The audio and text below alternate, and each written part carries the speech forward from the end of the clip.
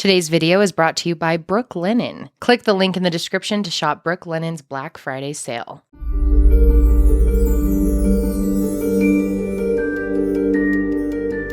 Hello everyone and welcome back to my channel. I am so happy to have you here today. If you are new, welcome. Don't mind Lily. I don't know why she is sucking on my blanket today. Very nice. Today's story is absolutely wild. And when I first heard about this, I knew I had to make a video on it eventually because it just blew my mind. You guys know I'm very interested in fraudsters, lawsuits, people who lie. I think it's really fascinating, especially people who make elaborate lies over time. So today I'm going to be telling you the story of two people who fell madly in love and had the kind of fairy tale romance that you see in the movies. But as you can imagine, there's some twists. So let's just get right into this one. So first of all, I'm going to be telling you about Paolo Macchiarini. So Paolo was born on August 22nd, 1958 in what I believe is pronounced Basel, Switzerland. Could be really wrong. But anyway, he was born to an Italian family and grew up in that area for the first part of his life. Friends and colleagues described Paolo as a very intelligent, charming, and handsome guy. Paolo received his medical degree from the University of Pisa in Italy in 1986 and his master's of surgery by 1991.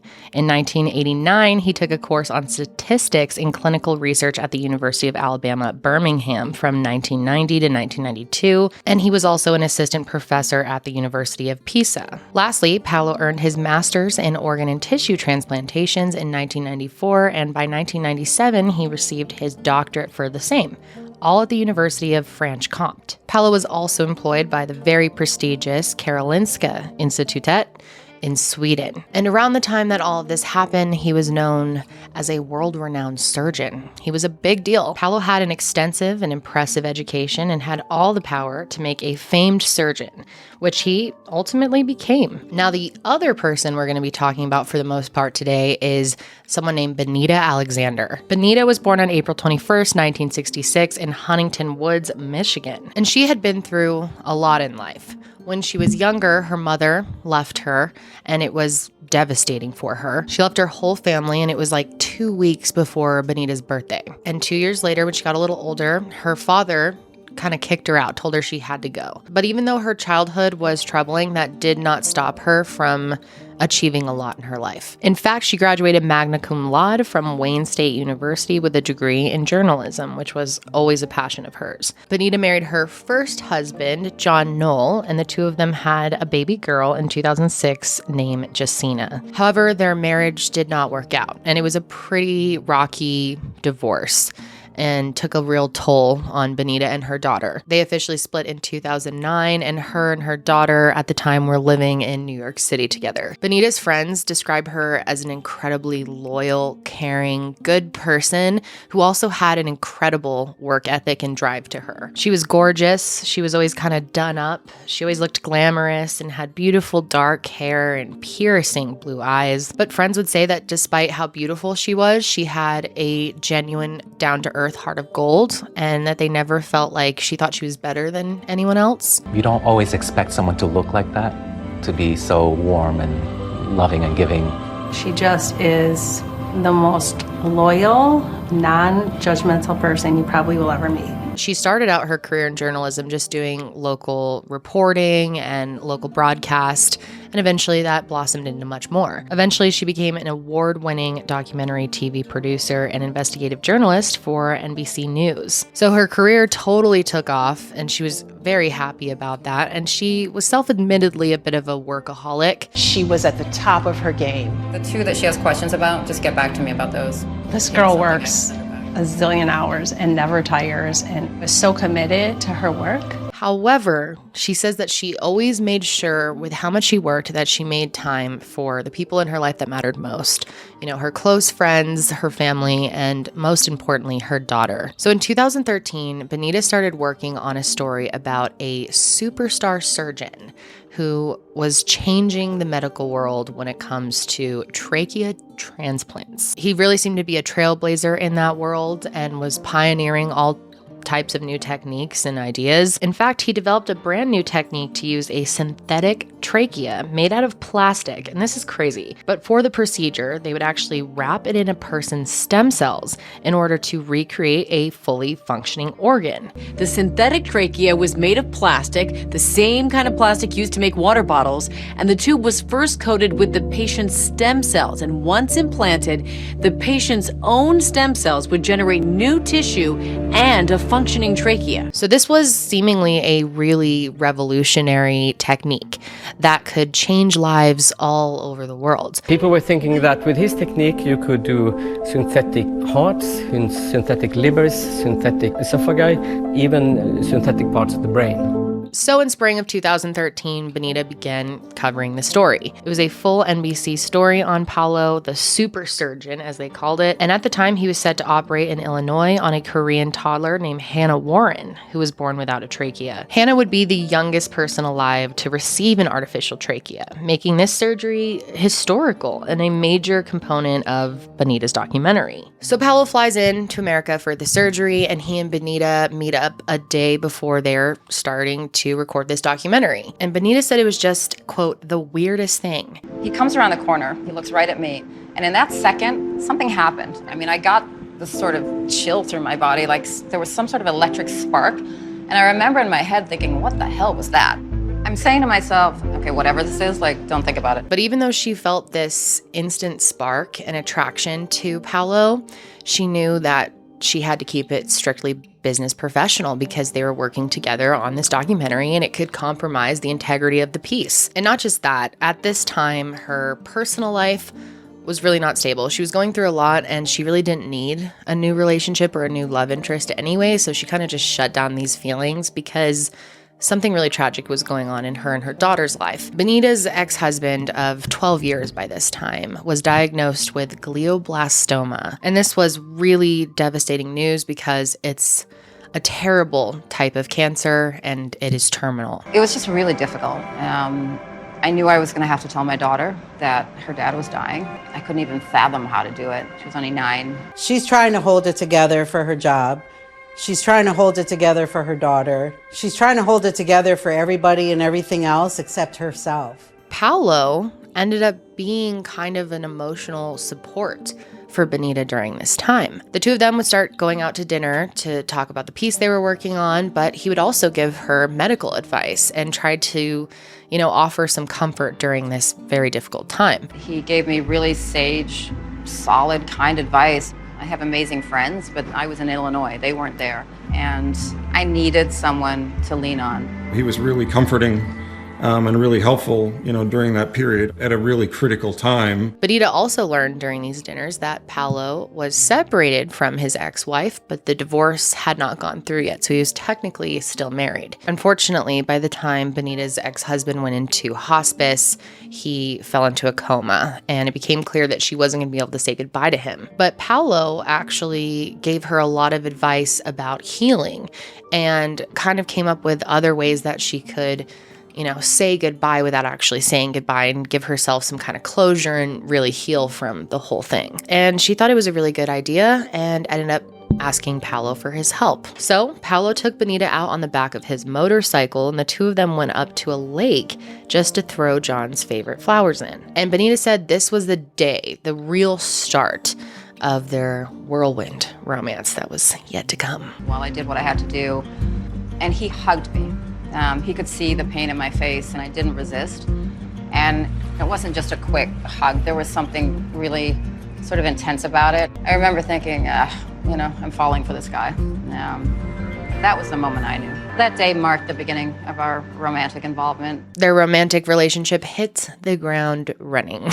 And even though Benita felt a little weird about all this because she had a lot of concerns that this was compromising the integrity of the work she was currently doing on this documentary, plus the fact that he was technically still married was a concern for her as well. Paolo explained that he had been separated for years, but the divorce still wasn't legal. But she decided to kind of put all that aside and explore the romance a bit. So the two of them jetted off on a romantic trip to Venice, Italy. And during this whole trip, Paolo absolutely showered Benita with tons of flowers, wine, food, the best gifts. She said that he would spend money like you wouldn't believe. And the trip to Venice would only be the first of many. The two ended up traveling all over the world together. Places like London, Mexico, Russia, Greece, Sweden, Puerto Rico, and the Bahamas twice. So we are here at the Athens airport, our cave of love, with so many roses, petals on the floor, and the most beautiful woman that someone. I love you, I love you, I love you, I love you. And Benita said that even though she really appreciated all of the money that was being spent on gifts for her and trips for her and for them to do all these things, she really said what was most endearing to her about Paolo was that he would express his love in many other ways. Things like writing her love notes on her mirror with lipstick, or sending her videos just professing his love for her and how wonderful he thought she was. Just wanted to send you a few loving good morning words and a lot of kisses to my princess. I cannot stop thinking at you, and especially proud that you are mine. I love you so very much. And even though her daughter, Justina, had just lost her father and was reeling from that, obviously, she decided to introduce her daughter to Paolo. And she said she did a lot of thinking about this, but she really wanted to make sure that the person she introduced her daughter to was possibly the one, and she felt like she really had a future with Paolo. And Paolo really won Justina over as well. Benita said he treated her like a princess, and it was like living a fairy tale. These two beautiful girls.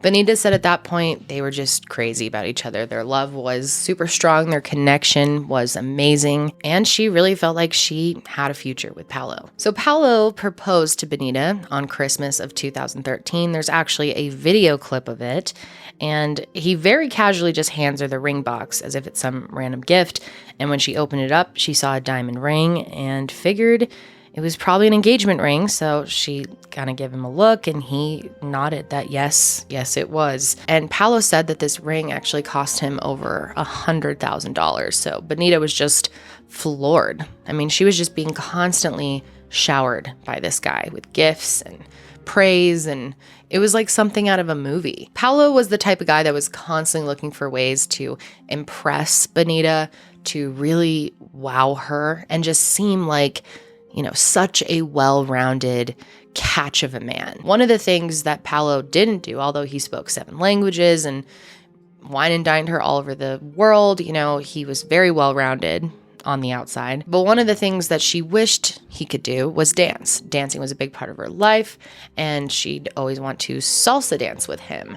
So one time when they were in Mexico, they were at a restaurant and he randomly just grabbed her hand and asked her to dance. And she was all confused because he didn't know how to dance. But it turns out the dude actually went and took private salsa lessons and surprised her on the dance floor by knowing how to do the salsa and like wowed everyone at this bar. Really, like a movie. Early on into their engagement, he ends up buying a piano for her apartment. And he tells her that he used to play piano as a kid, but he lost the skill, like a lot of us. I tried piano as a kid, wasn't very good, would have no idea how to start if I were to sit down at a piano now. But Paolo just purchased this piano and said, I'm going to re-teach myself and I want to play a song for you at our wedding. And suddenly he was really good. She was just wowed by this guy who's so smart and so intellectual and still learning new things and so willing to impress her by putting in that extra hard work. He just seemed like the dream guy. And even though the two of them were engaged now and talking about their wedding plans, it wasn't bringing Paolo to the States as much as Benita would have wanted. He was still gone a lot for work. But because he was a world-renowned surgeon, it made sense to Benita that he would continue that busy life and would always be traveling across the world to perform these groundbreaking surgeries or give speeches to other dignitaries. So he was gone a lot, but that didn't really bother her. All of the good things about him kind of outweighed the difficulties that the two of them faced. And she figured over time they would find a way to make everything work better. So when it came to their wedding, Paolo decided he wanted to plan the whole thing, you know, really just have Benita show up and, go through the process of picking her dresses and just focus on herself and be able to just enjoy the day. And Paolo decided that the two of them should marry in one of the most romantic places in the world, Italy. But there were some things that they had to sort out before they went forward with wedding plans. One of those important things that they needed to figure out was Paolo was still married. He technically was still married to his ex-wife. The divorce hadn't gone through, so they needed that to, move through the process. And then they would need to think about what their family life would look like, this new family.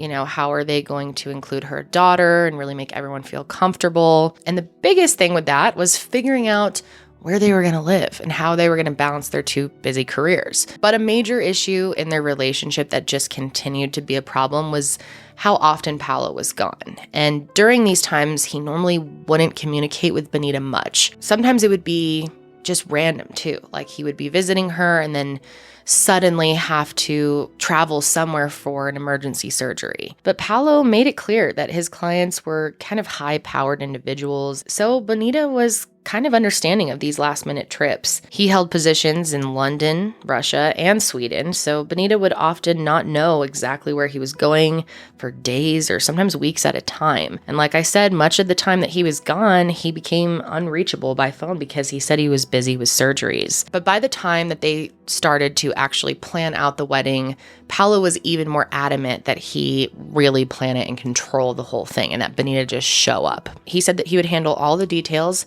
and he wanted her to just not stress and enjoy the process of getting married. But Paolo was insistent on having a Catholic wedding, even though Benita herself was not Catholic. She didn't really care much. I mean, she said she would marry him wherever, but she thought that it would be pretty much impossible for them to find a Catholic church that would marry them because they were both divorcees. This is not allowed in the Catholic Church most of the time. But Paolo told her, don't worry about that. I've got some special contacts in Rome and I can get it figured out. Aside from the fact that I'm not Catholic, the Catholic Church is not going to marry two divorcees. Maybe we should ditch this whole Catholic wedding thing. No, I'm going to go talk to my contacts in Rome. And it turns out that this contact was the Vatican itself. So Paolo actually flew to Rome for a meeting regarding the couple's wedding with the Vatican and called Benita immediately after to tell her that the Pope was gonna be marrying them. That's right, the Pope, the actual Pope, was gonna do their wedding, according to Paolo. And Benita thought this was bullshit right away. And he told her, you're never going to believe me, but I actually did meet with the Pope and he wants to marry us. And at first she just hung up on him because she was like, what the hell are you talking about? He finally calls me and he says, they took me in to meet Francis. And then he said he can help us. And then he said, but, and there's this long silence on the phone. I said, but what? He said, he offered to marry us himself. And I said, oh, the Pope doesn't marry people. No, I'm serious. He wants to marry us because we're both divorcees. He thinks we're the perfect poster couple to push forward his forward-thinking agenda to change the Catholic Church. And I got so mad. I said, I'm going to talk to you later. And I hung up. She had never heard of the Pope just marrying random people and felt like he'd probably had more important things to do. But Paolo ended up convincing Benita that the Pope wanted to marry them because they were both divorcees. And after she Googled it, Benita actually realized that the Pope had married a handful of other couples who had already been living together at the time. And at that moment, she realized that maybe it was possible that this really could happen for them. So then that disbelief turned into excitement. And she couldn't believe that they were going to be married by the Pope. Her friends and family, when she told them, were obviously also in disbelief and didn't quite believe it at first. Oh my God! Wait, no, I'm not joking. We're getting married by the Pope. From that moment on, I felt like my head was spinning and it didn't stop spinning. But once Benita really got used to the idea of the Pope marrying them, she realized what a big deal this wedding was going to be. And according to Paolo, the Pope himself would not be the only famous person at their wedding. He also claimed that the Beckhams, the Clintons, the Obamas would all be there because they were friends of Paolo's. And it didn't stop there. He also told Benita that John Legend, Elton John, and Andrea Bocelli would also be there and performing at their wedding as well. All three of them. Damn. So with such a famed guest list, Benita decides that it would be best for her family members to sign an NDA. And Paolo said that this wedding would actually be a 4-day affair held in Castel Gandolfo, which is a castle about 40 minutes outside of Rome. So Benita got to meet with a wedding planning team, and there's actually footage of them all meeting and her telling them that the Pope was going to be marrying them, and they were all just blown away, realizing what a huge project this was going to be and how serious it was. Yes, we're getting married by the Pope. Oh my God. I literally was like, oh my God. I couldn't believe it. I literally sat there. I think I was in shock. You better start deciding that. They started working on multiple dresses because this was going to be over 4 days. They wanted to do an outfit change during the final dance, like she would be wearing this kind of big poofy dress.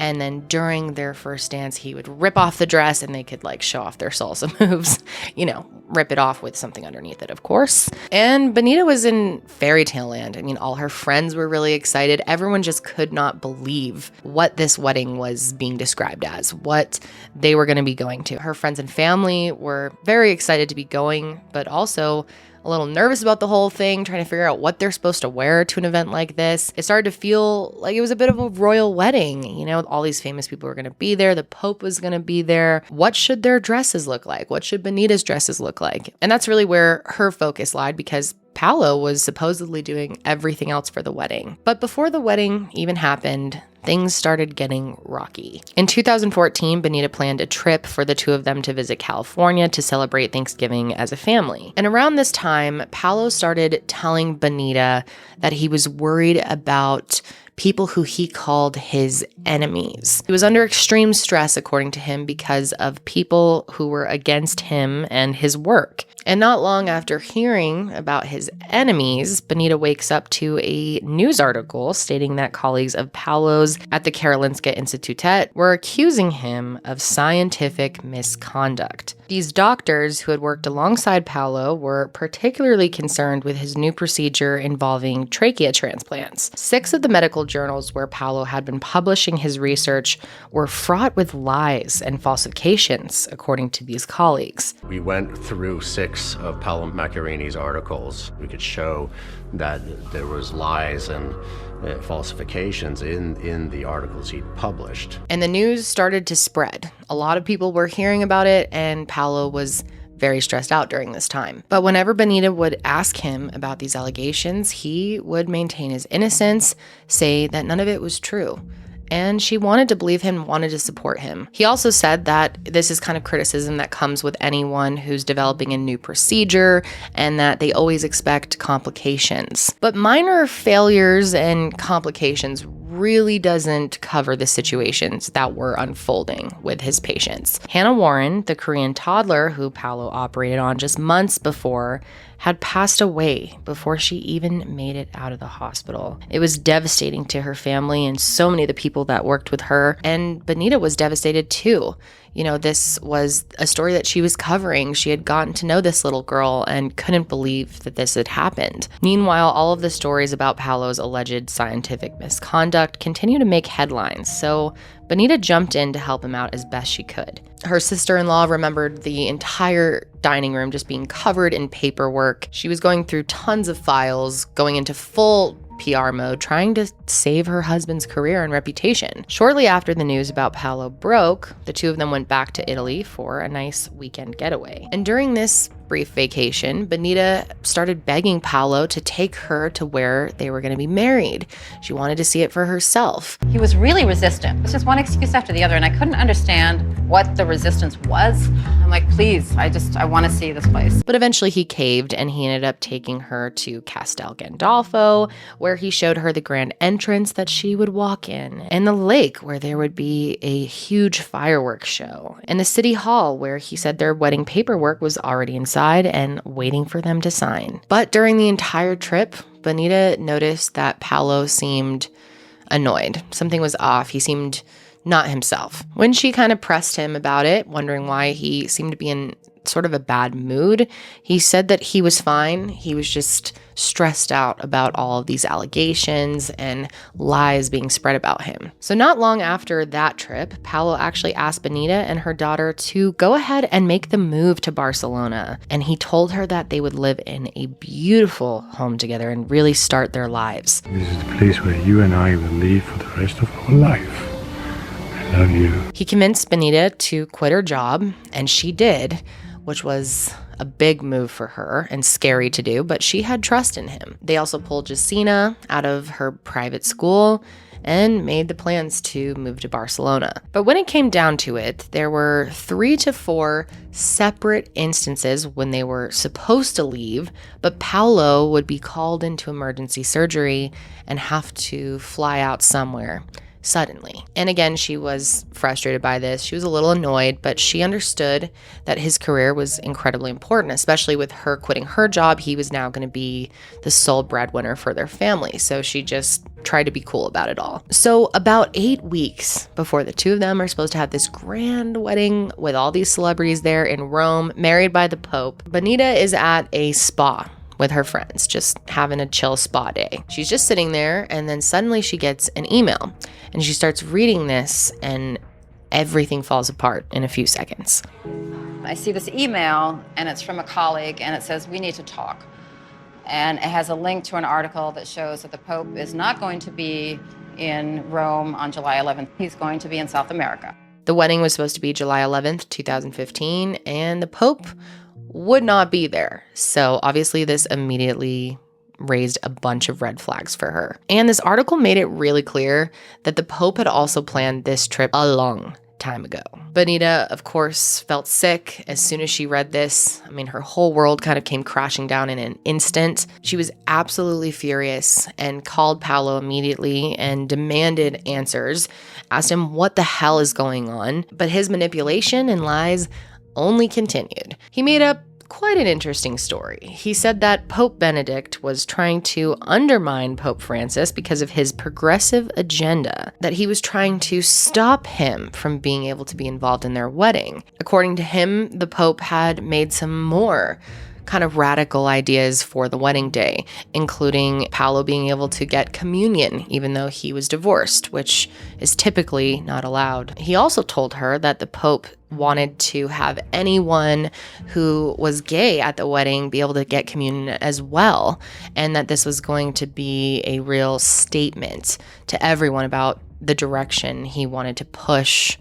Catholicism in. She thought this seemed like a bit too fantastical. Like, was he really going to make that move? It was quite bold.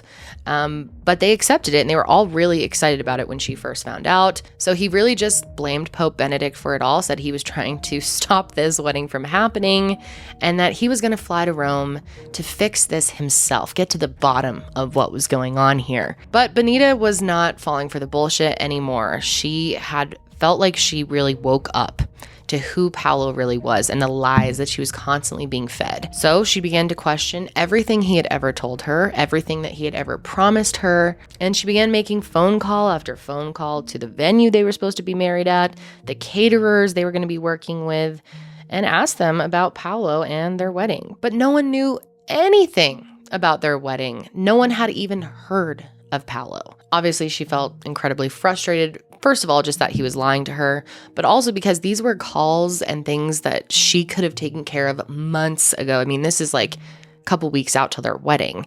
And he insisted that she not get involved in anything because he wanted to surprise her. So because she had spent a lot of her career investigating the truth, she decided to go ahead and investigate Paolo and get the truth herself. She basically started to uncover everything, layer by layer, piece by piece. I made a very strategic decision to start playing a cat and mouse game, basically. She did not let Paolo know that she was onto him. She just started investigating. I wanted to get all the information that I could get before I really confronted him, because clearly he's not going to tell me the truth. So she decided to not let Paolo know that she was onto him. She wanted to kind of just keep playing the act. Meanwhile, she has hired 2 private investigators, one in the United States and one in Italy. She wanted to have complete proof before she confronted him because he was such a weasel about everything that she wanted to have the facts ready so he couldn't dispute things. And at the same time that Benita is really catching on to Paolo's truth, the allegations against him for scientific misconduct were really heating up drastically. The Karolinska Institutet was now looking into the claims that he fabricated parts of his medical research. So Benita told him that because of all of these allegations and all of the stress that he was under, that she felt it was best to postpone the wedding. And because the wedding was right around the corner, she needed to let people know immediately because a lot of people were flying out for it and had made a lot of arrangements. So just weeks before she's supposed to get married, she sends out an email letting everyone know that the wedding is postponed. Dear family and friends, it is with an extraordinarily heavy heart that I write to inform you that due to unforeseen and unfortunate personal circumstances, we have to cancel our July 11th wedding in Italy. We greatly respect the lengths and expense you've undertaken in order to make plans to celebrate with us this summer, and we are deeply sorry for the great inconvenience this causes. We respectfully ask for some privacy to figure out our next steps. I was saying, what?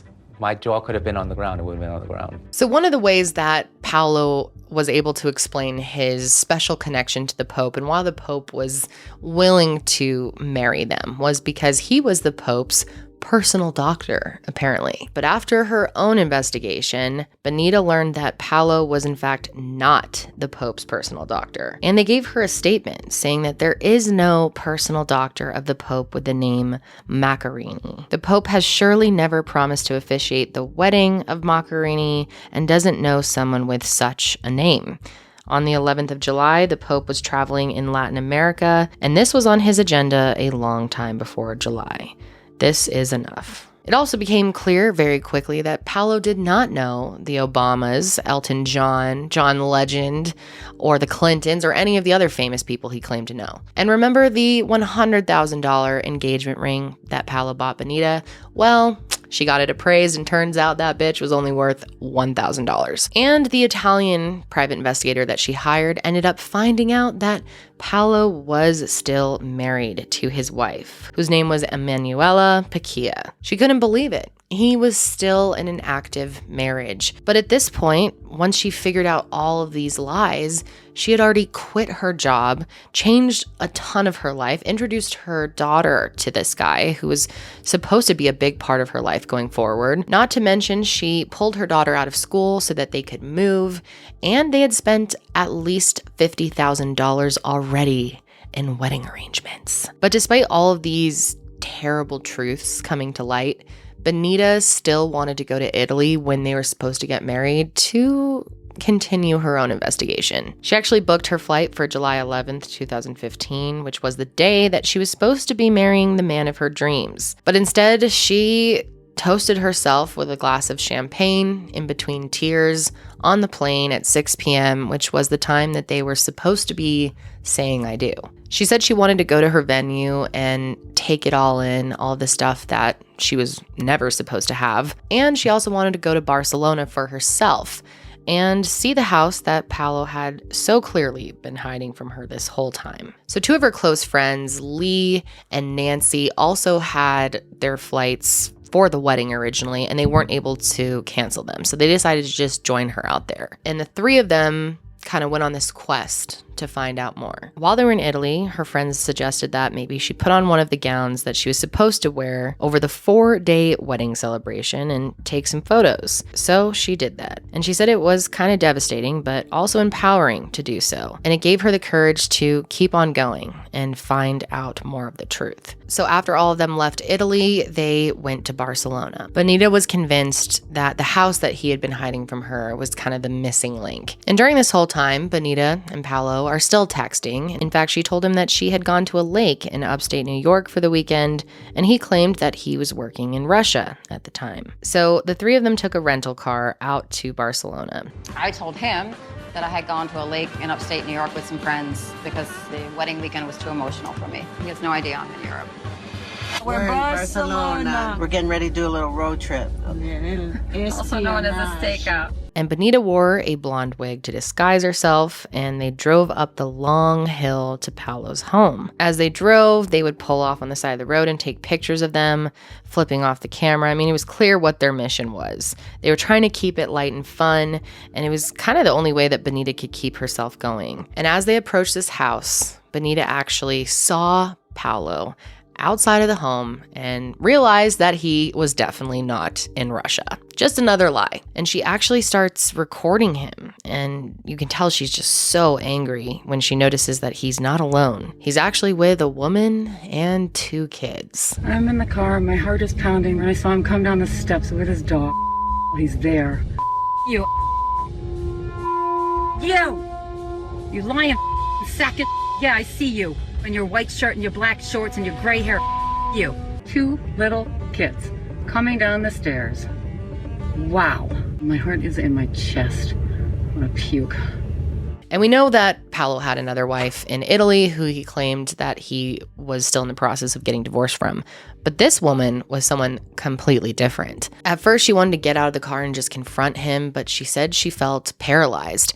And she became really concerned about the other 2 kids that were there. You know, this wasn't their fault. They probably had no idea what was going on. She didn't want to traumatize them. Up until then, I had been thinking about getting out of the car. Once I saw those kids, I couldn't move. So they decided that her friends would get out of the car and go drop him off a gift, a wedding gift for the wedding that did not happen. So they just roll on up to the house and Benita's watching the whole thing. And when the 2 of them, Lee and Nancy, knocked on his door, Paolo opened up and looked completely shocked.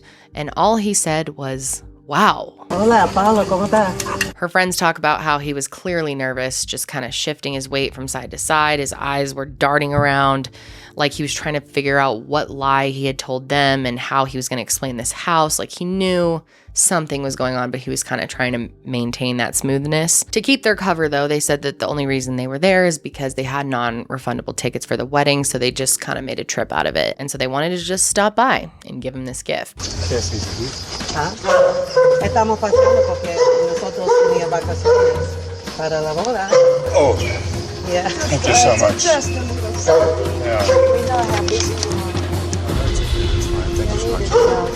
And a normal reaction, obviously, would be if someone drove all the way out to visit you in Barcelona and give you a gift for a wedding that you canceled. You know, it'd be typically pretty nice to invite them inside for some water or coffee or whatever. But instead, he was like, "Where's your car?" So they got the hint that he did not want them there. And they left. And Benita saw the whole thing happen and was so angry. She said at that point, she just started wailing in the car, like furious.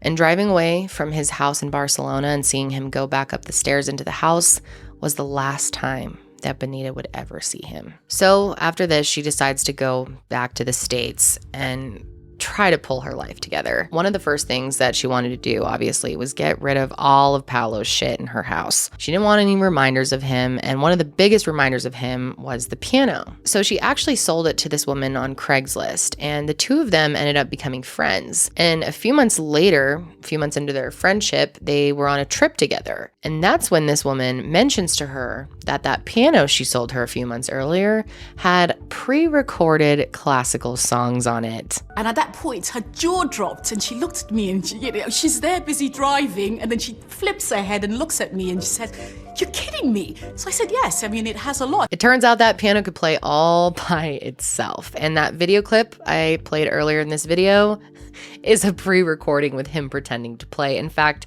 at one point you can see him kind of dusting off the keys, not even playing it, and the song is just going. So many things about him that he had told her were simply just not true.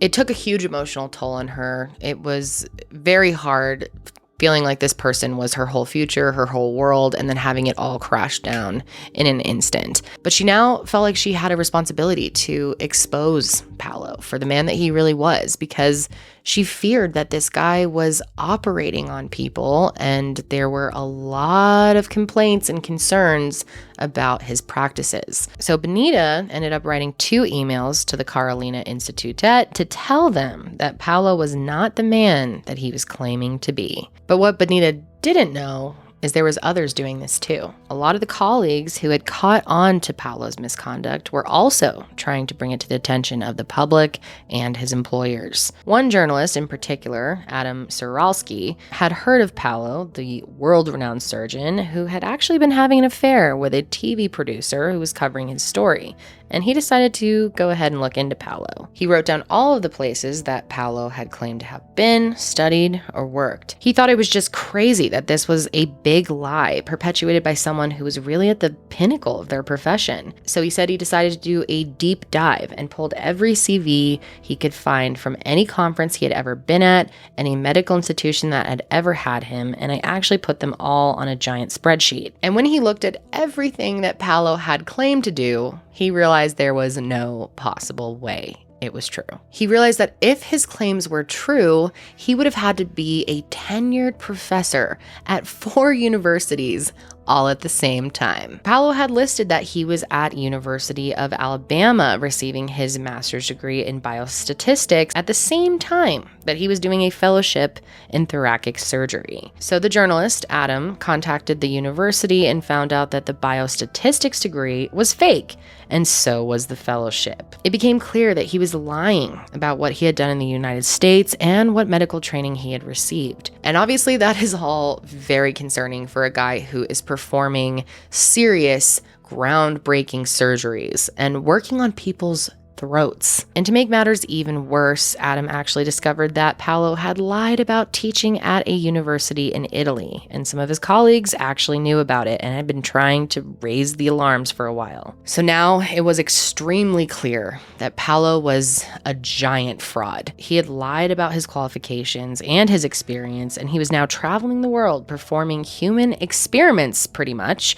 disguised as groundbreaking surgeries. So the reporter and other colleagues that he had worked with in the past tried their best to get the attention of the higher-ups to warn them about Paolo. So members of the Karolinska Institutet first became concerned about Paolo's seemingly groundbreaking surgeries when 24-year-old Turkish woman named Yasim Satir was brought into Paolo after a routine elective surgery in her home country resulted in a nicked trachea, and she was hoping that Paolo could help her. When her surgeons were unable to correct this mistake, Paolo was consulted and ended up deciding that the best course of action was for him to operate. And at this time that he was called in to operate on her, he had already performed 4 of his trachea implants. So Yasim was flown into Sweden where Paolo would operate, but his operation made everything so much worse. She ended up requiring over 191 additional procedures to correct new and old complications with her trachea. These complications led to multiple strokes, leaving her partially blind and unable to walk. And the emotional and physical stress that Yasim was going into really took a toll on her caretakers in the ICU, because they said it was just such torture to see this young girl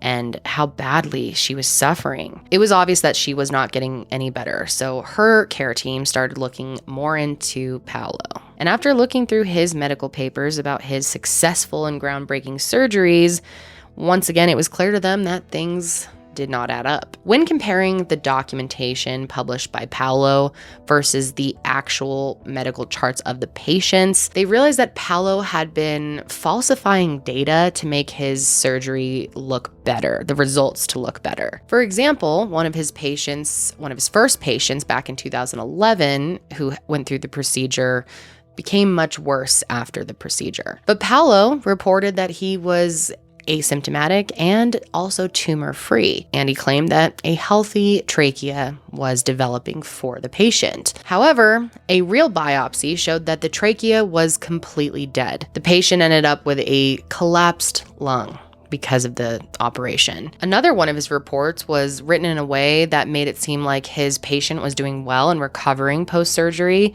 but it turns out they had actually died. So once his colleagues were certain that Paolo had been falsifying this data and endangering the lives of all of these patients, they put together a 500-page complaint outlining all of their accusations. However, the response to the report was basically nothing. It took the Karolinska University officials several more months to even launch an official investigation into Paolo. But eventually they put out a statement saying that even though his work didn't always meet their standards, there was no scientific misconduct that occurred, and so his work would be continued. And everyone who was involved in trying to expose Paolo was pissed. But meanwhile, Benita is planning how she is going to share her whole story with the public for the first time. And she ended up deciding to go with a Vanity Fair article. And in January 2016, the Vanity Fair article that was published by the journalist Adam Siralski finally came out, and it detailed,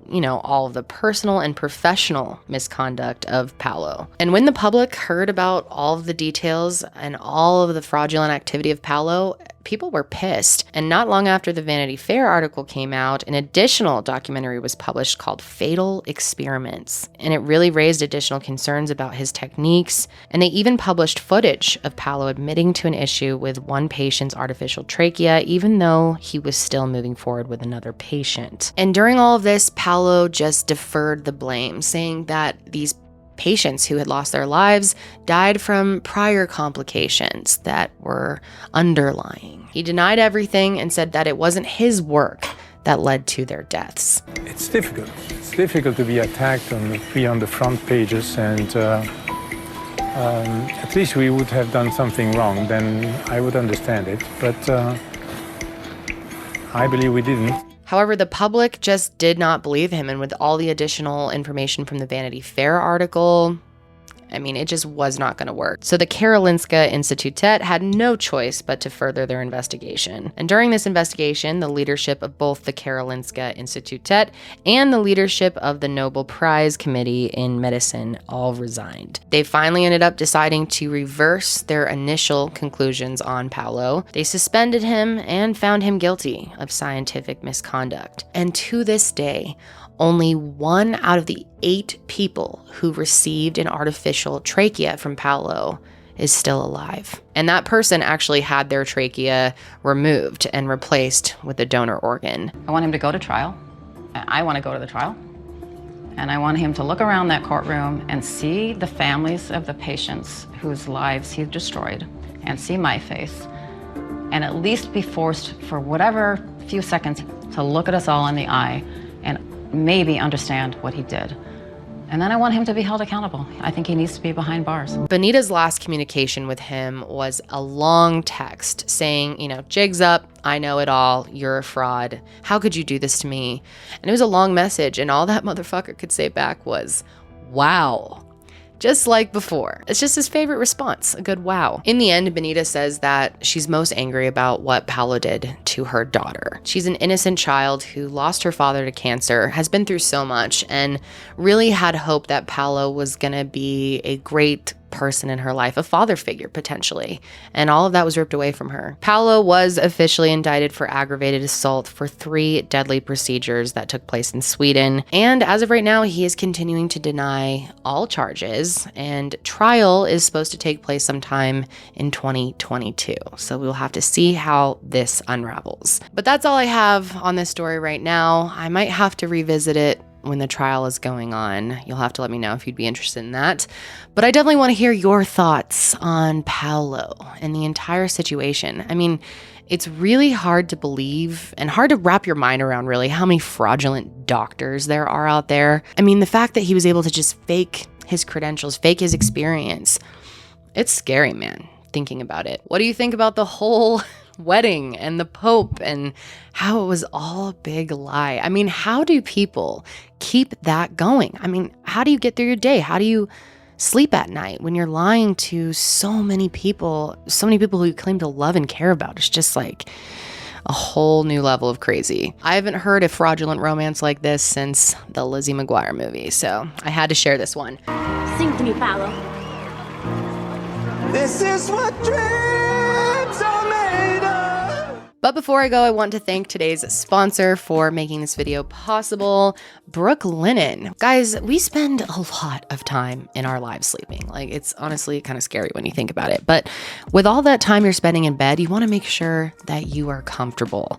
And that's why I love Brooklinen so much. It is some of the most comfortable luxury bedding that's at a fair price point that I've ever seen. They offer global customers a curated collection of stylish, luxury grade linens at an accessible price point. This is the set that I just got for my guest room because I love ours so much. They have really soft sheets, pillowcases, duvet covers, and the quality is just amazing for the price. Guys, these are buttery soft, breathable sheets, and you can shop Brooklinen's Black Friday sale to get a good deal on the perfect gifts for your friends and loved ones. Even though Black Friday has passed when this video is posted, that deal is still going, so definitely check it out before it ends. So give yourself the comfort refresh that you deserve and get it for less at Brooklinen. All you gotta do is click the link in my description box to maybe get yourself some sheets and access Brooklinen's biggest sale of the year. Thank you so much to Brooklinen for sponsoring this video. That is gonna be it for me. I hope you guys are having a great day out there. Stay safe, and I will see you next time.